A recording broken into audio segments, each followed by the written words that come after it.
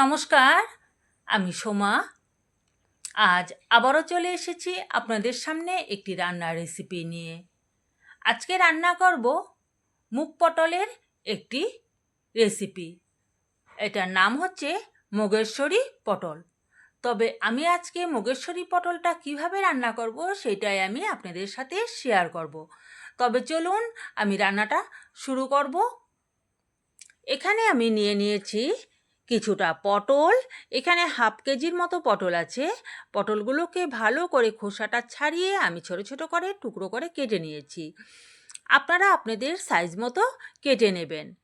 আমি মনে করি পটলগুলোকে একটু ছোট করে কাটলেই সেটা ভাজাটাও খুব সুন্দর হয়, তার মধ্যে নুন হলুদ মশলাটাও সুন্দরভাবে ঢুকে যায়। আর এখানে একটা বড় সাইজের একটা আলুকেও ডুমো ডুমো করে কেটে নিয়েছি। আর এক মুঠোর মতো মুগ ডাল আমি আগে থেকে ধুয়ে জলটা ঝরিয়ে রেখে দিলাম। আর একটা বাটির মধ্যে এখানে 1 চামচ জিরের গুঁড়ো, 1 চামচ ধনের গুঁড়োর সাথে আমি 1 চামচ কাশ্মীরি লঙ্কার গুঁড়ো দিয়ে দিলাম। রান্নাটা খুবই সহজ, কিন্তু খেতেও খুব দুর্দান্ত হয়। আচ্ছা, এখানে আমি একটা কড়াই বসিয়ে কড়াইতে সর্ষের তেল গরম করে প্রথমেই আমি পটলগুলোকে ভেজে নেব। পটল ভাজার সময় তেলের পরিমাণটা প্রথমে একটু বেশি দিলে পটলটা ভাজা খুব ভালো হয়। দিয়ে দিলাম পরিমাণ মতো নুন আর সামান্য একটু হলুদ গুঁড়ো। দিয়ে পটলগুলোকে ভালো করে আমি গ্যাসের আঁচটা মিডিয়াম আঁচে রেখে দিয়ে পটলগুলোকে এপিঠ ওপিঠ ভালো করে ভেজে নেব। এই যে দেখতে পাচ্ছেন পটলগুলো কত সুন্দর ভাজা হয়েছে, পটলগুলো কিন্তু মজেও গেছে। এইভাবে পটল ভেজে নিলে পটলের ভিতরে যে জলটা থাকে সেই জলটা অনেকটা শুকিয়ে যায় আর খেতে ভীষণ ভালো লাগে। পটলগুলো আমার ভাজা হয়ে গেছে। পটলগুলোকে এবার আমি তেলগুলো ছেঁকে আমি তুলে নেব।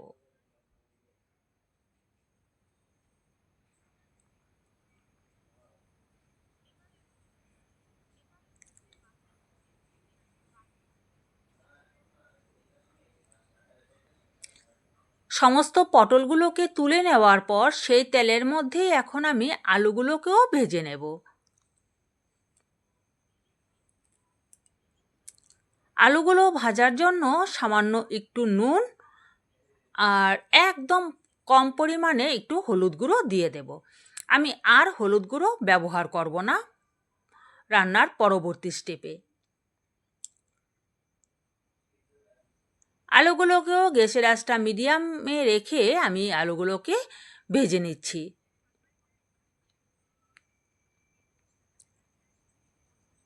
আলুগুলো কিন্তু ভাজা হয়ে গেছে। এখন আমি আলুগুলোকেও তুলে নিচ্ছি। আলু তুলে নেওয়ার পর সেই যে তেলটা রয়ে গেছিল সেই তেলের মধ্যে আমি 2 চামচ পরিমাণ আমি এখানে ঘি দিয়ে দিলাম। ঘিটা গলে যাওয়ার পর দিয়ে দিলাম এখানে আমি 2টো তেজপাতা, 2টো শুকনো লঙ্কা আর ছোট চামচের 1 চামচ গোটা জিরে। ফোড়নটাকে একটু নেড়ে চেড়ে যখন ফোড়নটার থেকে সুন্দর একটা গন্ধ বের হবে তখন আগে থেকে ধুয়ে রাখা যে মুগ ডালটা সেই মুগ ডালটাকে আমি এখানে দিয়ে দিচ্ছি। মুগ ডালটা আলাদাভাবে ভেজে নেওয়ার দরকার নেই, ফোড়নের মধ্যে দিয়ে দিলেই মুগ ডালটা ভালো সুন্দর ভাজা হয়ে যাবে। আর মুগ ডালটা বেশি কড়া করে ভাজলে কিন্তু মুগ ডালটা সেদ্ধ হবে না।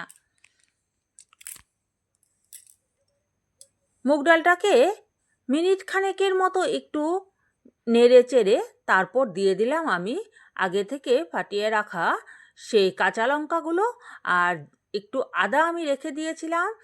সেই আদার থেকে আমি অল্প আদা এখন দিলাম ফোড়নটার মধ্যে, পরবর্তীতে বাকি আদাটা দিয়ে দেব। আর যে মশলাটাকে আমি জল দিয়ে ভিজিয়ে রেখে দিয়েছিলাম, জিরের গুঁড়ো, ধনের গুঁড়ো আর কাশ্মীরি লঙ্কার গুঁড়ো, সেই মশলাটা দিয়ে দিলাম এখানে। দিয়ে মশলাটা এবার ভালো করে একটু কষিয়ে নিচ্ছি। মশলাটা যখন অল্প কষানো হয়ে যাবে তখন বাটিটা ধুয়ে সামান্য পরিমাণ আমি জল এখানে দিয়ে দিলাম।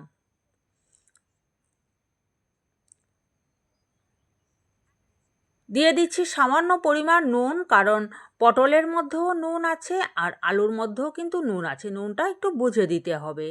আর যেহেতু এটা নিরামিষ রান্না, নুনের পরিমাণটা একটু মিষ্টতা স্বাদের হবে।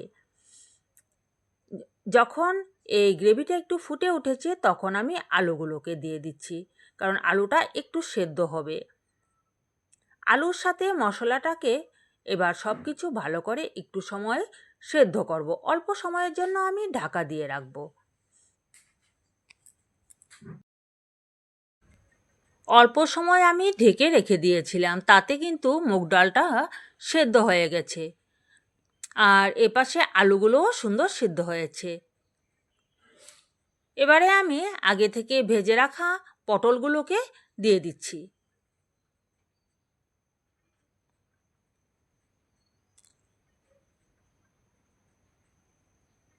আপনি যদি আমার চ্যানেলে নতুন বন্ধু হয়ে থাকেন তবে অবশ্যই আমার চ্যানেলটিকে সাবস্ক্রাইব করে পাশে থাকা বেল নোটিফিকেশনটি অল করে আমার সঙ্গে থেকে যাবেন। পটলগুলো দেওয়ার পর এবার আমি যে অল্প একটু আদা গ্রেট করে রাখা আদাটাকে নিয়েছিলাম, সেই আদাটা আমি দিয়ে দিলাম। এইভাবে যদি মুগেশ্বরী পটল রান্না করা যায় তবে কিন্তু খেতে খুবই ভালো হয়। আদাটা একটু লাস্টে আবার দিতে হয়। এবার সব শেষে দিয়ে দিচ্ছি আমি 1 বাটি দুধ। অবশ্যই আপনারা একটু দুধটা ইউজ করার চেষ্টা করবেন। মুগেশ্বরী পটলের মধ্যে দুধ দিলে ওর টেস্ট কিন্তু দ্বিগুণ বেড়ে যায়। দিয়ে দুধটা দেওয়ার পর এবার আমি এই যে তেজপাতাগুলো, এগুলোর কাজ শেষ। এগুলোর জন্য একটু নাড়াচাড়া করতেও যেন অসুবিধা লাগছে, সেই জন্য আমি এগুলোকে তুলে ফেলে দিলাম, কারণ তেজপাতার গন্ধটা যা আসার সেটা রান্নার মধ্যে চলে এসেছে। ব্যাস হয়ে গেল। এবার একটু ফুটে উঠলে আমি 1 চামচ গরম মশলার গুঁড়ো, একটু ভালো কোম্পানির গরম মশলার গুঁড়োটা যদি ব্যবহার করা যায় তবে কিন্তু খুব ভালো হয়। আমি এখানে ব্যবহার করছি এভারেস্টের গরম মশলাটা, এটার গন্ধটা কিন্তু খুব ভালো হয়। গরম মশলার গুঁড়োটা দিয়ে অল্প সময় এটাকে ঢেকে রেখে দেব গ্যাসটা অফ করে। তারপর আমি একটা বাটিতে তুলে নিচ্ছি। এই তো তৈয়ার হয়ে গেল, দেখুন আমার মুগেশ্বরী পটলের রেসিপি। তবে কেমন লাগলো আজকের রান্নাটি অবশ্যই কমেন্ট করে জানাবেন। আর আপনি যদি আমার চ্যানেলে নতুন বন্ধু হয়ে থাকেন তবে অবশ্যই আমার চ্যানেলটিকে সাবস্ক্রাইব করে পাশে থাকা বেল নোটিফিকেশনটি অল করে আমার সঙ্গে থেকে যাবেন। আর এই যে দেখুন কত সুন্দর দুর্দান্ত একটি কালার চলে এসেছে মুগেশ্বরী পটলের। তবে আজকের মতো এ পর্যন্তই। আপনারা সকলেই ভালো থাকবেন, সুস্থ থাকবেন, সাবধানে থাকবেন। Bye bye.